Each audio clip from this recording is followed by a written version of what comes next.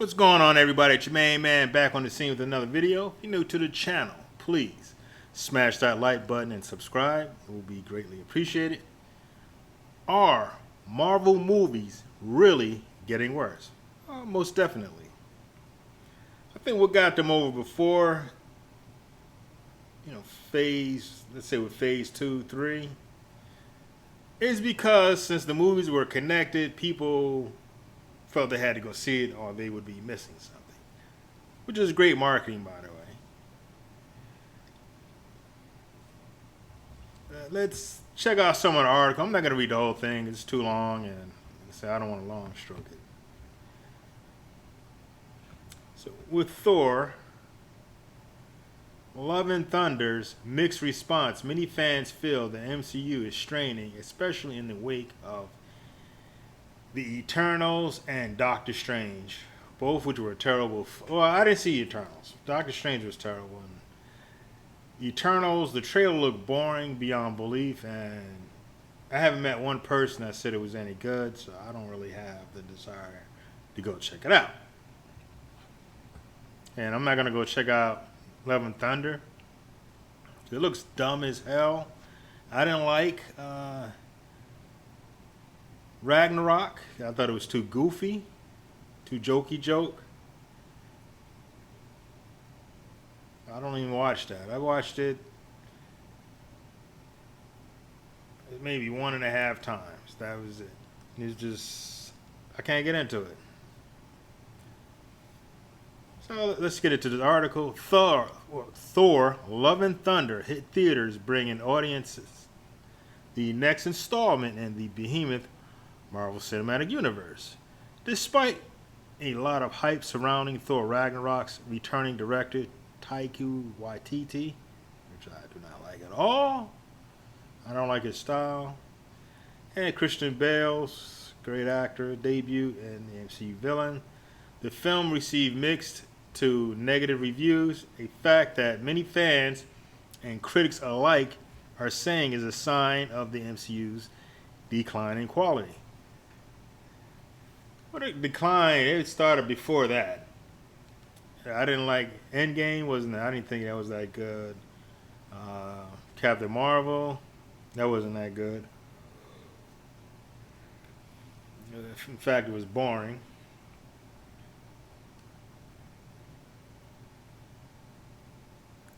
Ant-Man and Wasp was alright. Or Ant-Man was good. Ant-Man and Wasp, it's okay. Guardians of the Galaxy, well, both of those were good. I like both of those. Those were good. But let's see. This topic of conversation has been in vogue since the critics can't even talk. The credits rolled on Avengers Endgame. Yeah, I thought that at Endgame that should have been it. Fini, final, done. They should have let a few years go by, let people miss it, and then come out with a whole new storyline. Matter of fact, I think they blew it with WandaVision because they could have brought Mephisto out as the next villain. But let's continue. With some of almost excited to see if or when the MCU would decline without some of its heaviest hitters, this theory was exacerbated by the shockingly negative response to Eternal. How is that shockingly? These shows are funny, man. On concept, they should have known that it was going to blow up. It was going to bomb, I should say. Just the concept. I never even liked the book. I thought it was boring. And like I said, the trailer was boring itself, right? But the comics, I never got into the comics. Which is the poorest reviewed MCU film to date. Shocker. But if Marvel movies truly lost their, or have Marvel movies truly lost their luster, yeah, you can't run it into the ground. You got to give stuff a rest. You just can't give a constant barrage of it. And then you have these other superhero shows out there. It's just too much of it. It's like a Star Wars movie every 6 months or something. You get sick of it. And looking at responses to all of the film, it's possible to synthesize a rough picture of this universe trajectory. It is worth noting that Phase 1 was made before MCU's homogenized its style in the wake of the Avengers. Phase 4 is seemingly trying to undo that with little success. Well, homogenized to me is just a fancy word to say cookie cutter mode. Because after Phase 2, everything began to be alike.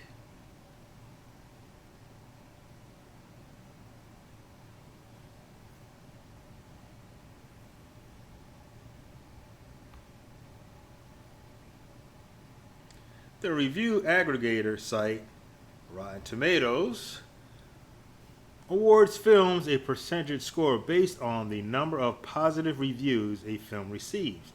Within these parameters, a middling but ultimately positive review is no different from a glowing one, which is why most tomato meter scores tend to be high.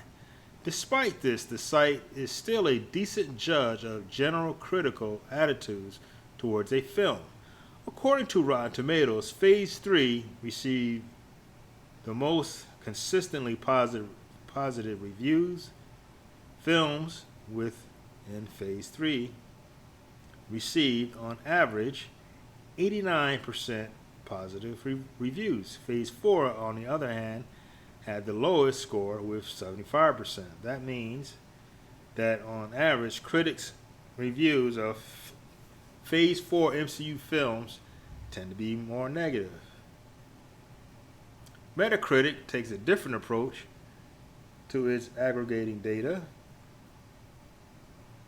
by instead determining the tone and or score of a specific review. In this case, a better review holds much more weight than a lukewarm one. As such, the number score is closer to the actual valuation of the film quality.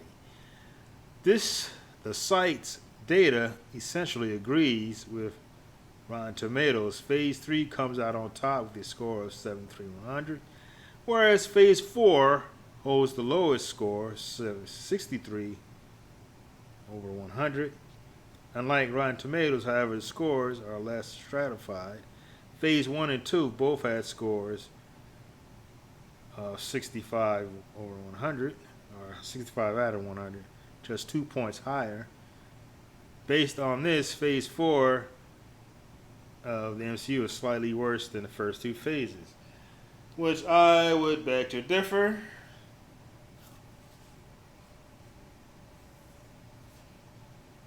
Because the first two phases were highly are held in a higher regard than Phase 4. When we're talking to the fellas.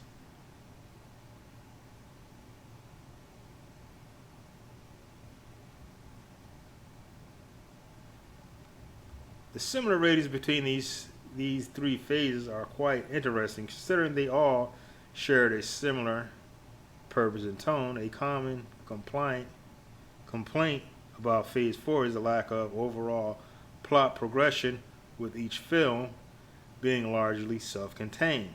Phase 1 and 2 operated in much the same way. That being said, both 2 and 4 are situated narratively where the story needs to be driven forward. Because of this, a film is going to be disappointing when it fails to do so.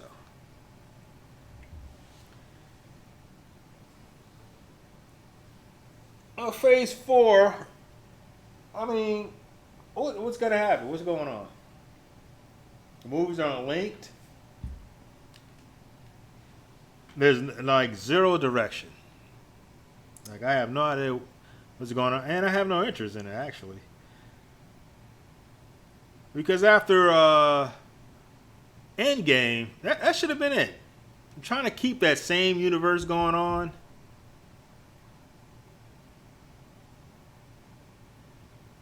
It just gets old because it's like you're just dragging the story on. That's it. It's done. You start with something new.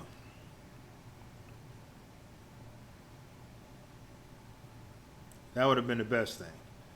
Give it a rest. But anyways, guys, I'm not going to long stroke it. I'm not going to read through the whole article. Let me see how much more is left. Yeah, it's pretty long. I'll link it in the description box. But I'm not gonna read all that.